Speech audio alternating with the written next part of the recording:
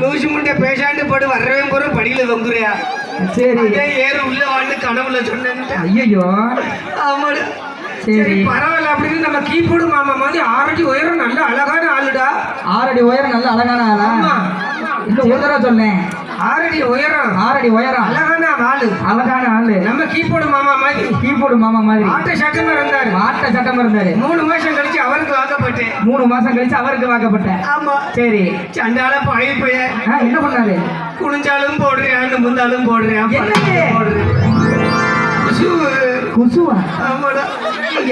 அவனையும் டைவர்ஸ் பண்ணிட்டு. சரி சரி போன போது கொத்தனாருக்கு வாக்கப்பட்டேன். கொத்தனாருக்கு 3வது புருஷன். 3வது புருஷன். 3வது புருஷன் கொத்தனாருக்கு வாக்கப்பட்டேன். சரி அவனு இப்படி மாசம் ஒரு நாளைக்கு 1200 ரூபாய் சம்பளம்ல. 1200. ஆமா.